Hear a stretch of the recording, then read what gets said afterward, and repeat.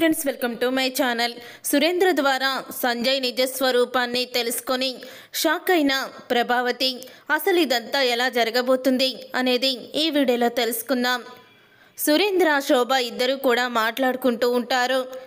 అప్పుడే ఇక శోభ అయితే సురేంద్రతో అంటూ ఉంటుంది, నేను శృతి ప్రమాదంలో పడిందని తెలుసుకుని వెళ్ళినప్పుడు అక్కడే ప్రభావతి ఉంది. ఆ ప్రభావతిని చూసి నా గుండె రగిలిపోయింది, దానిని చంపేయాలన్నంత కోపం వచ్చింది అని శోభ సురేంద్రతో చెప్తూ ఉంటుంది. ఇప్పటికైనా తెలిసిందా నా బాధ ఎలా ఉందో అని అంటూ ఉంటాడు సురేంద్ర. నేను మీ భార్యని, శృతికి తల్లి కాకముందే మీకు నేను భార్యనయ్యాను. మీ పగని కూడా నేను పంచుకుంటాను. అందుకని నేను చెప్పేది వినండి. మనల్ని ఈ స్థాయికి తీసుకువచ్చి మన కూతుర్ని మనకి దూరం చేసిన వాళ్ళకి ఏడుపునే మిగిల్చాలి. ఎప్పటికీ కూడా వాళ్ళని మనం ప్రశాంతంగా ఉండనివ్వకూడదు. అందుకని నేను చెప్పినట్టు చెయ్యండి.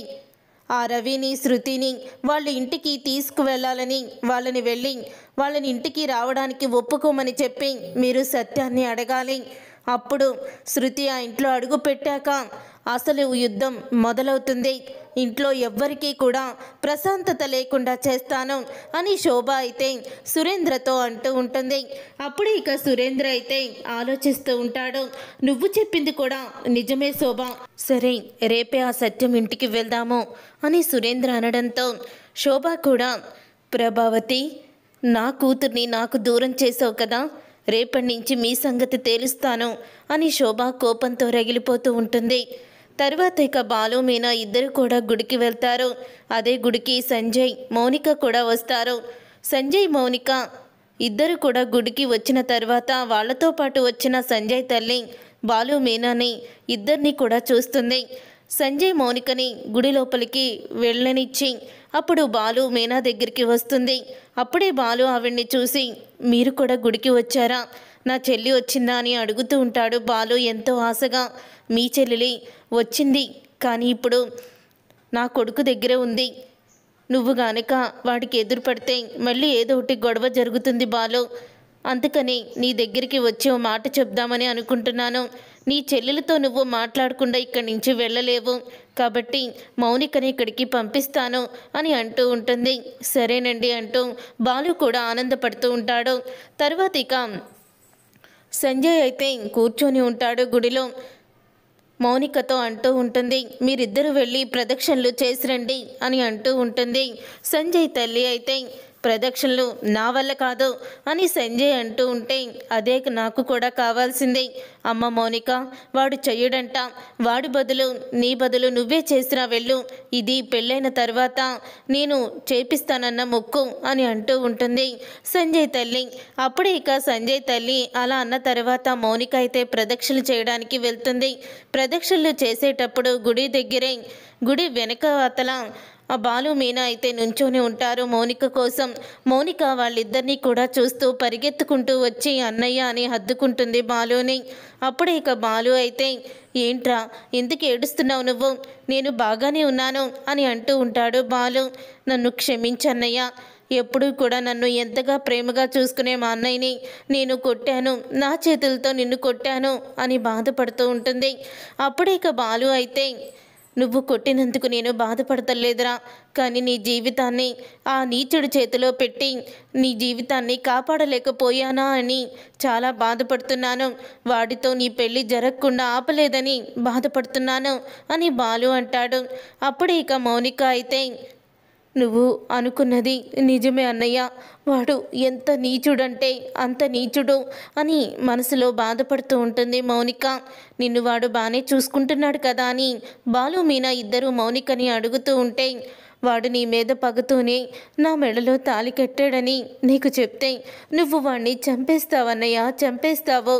కానీ నేను ఆ నిజాన్ని చెప్పి నీ జీవితాన్ని నేను నాశనం కానివ్వను. ఎలాగూ నా జీవితం వాడి చేతిలో పడి నాశనం అయిపోయింది, అదే జీవితం కావాలని నేను కోరుకోవడం లేదు నీది అని అంటూ మౌనిక అయితే మనసులో అనుకుంటూ బాధపడుతూనే ఉంటుంది.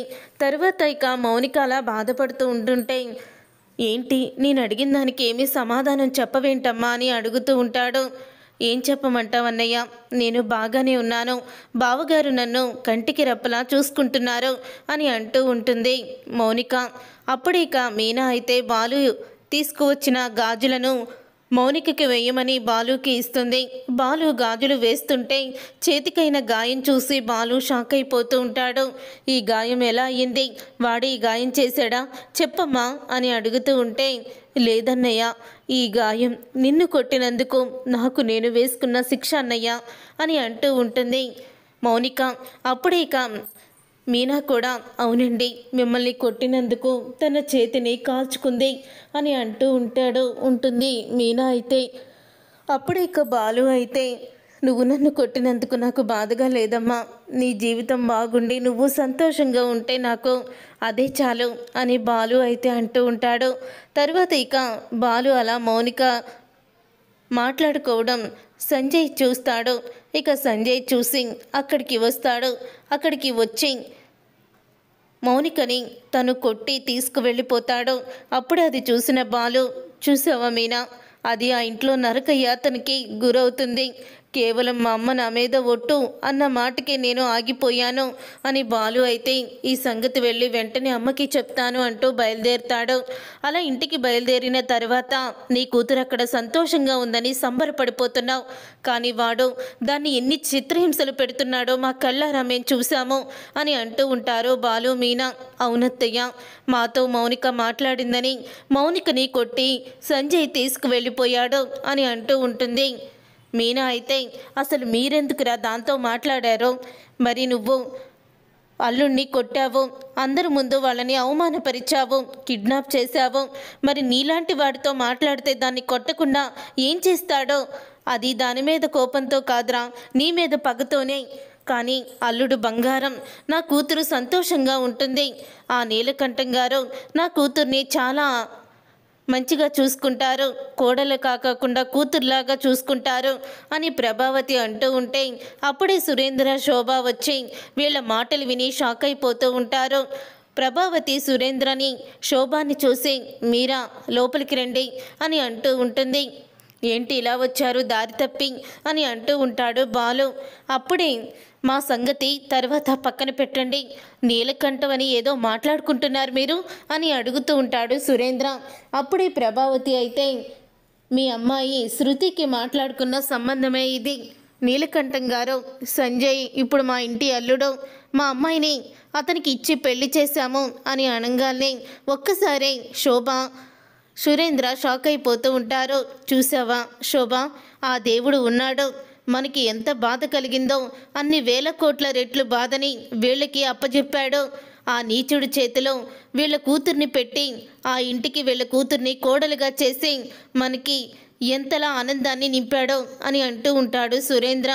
అప్పుడే ఇక సురేంద్ర మాటలకి సత్యమైతే, ఏం మాట్లాడుతున్నావు నువ్వు అని అడుగుతూ ఉంటే, నిజం మాట్లాడుతున్నాను, అసలు ఆ సంజయ్ గడ ఎలాంటి వాడో తెలుసా, పరమ నికృష్టపు వెధవ, వాడే నా కూతురు మీద తను పెళ్లి చేసుకోలేదని ఆ రోజు ముఖానికి మాస్కులు కట్టుకువచ్చి నా కూతురు మీద యాసిడ్ జల్లి నా కూతురికి శిక్ష వేయాలనుకుంది అని అంటూ ఉంటే, ఆ మాట విని ఒక్కసారే ప్రభావతి షాక్ అయిపోతూ ఉంటుంది. రోజు మీ కూతురు కూడా అలాగే చెప్పింది అని అంటూ ఉంటే, నా కూతురు నిజమే చెప్పింది, డబ్బు మాయలో పడి కోటీశ్వర్లు సంబంధం కదా అని ముందు వెనక ఆలోచించకుండా వాడికి ఆ దుర్మార్గుడికి మీ కన్న కూతుర్ని ఎలా ఇచ్చారండి, పెళ్ళంటే అటు 7 తరాలు ఇటు 7 తరాలు చూడాలంటారు, కనీసం మీరు వాళ్ళని ఎలాంటి వాళ్ళు అని కూడా ఎంక్వైరీ చేయకుండా పెళ్లి చేశారంటే అప్పుడే అర్థమవుతుంది మీ కూతురు జీవితాన్ని మీరే నేలమట్టం చేశారు అంటూ సురేంద్ర అయితే నిజాన్ని బయట పెడతాడు.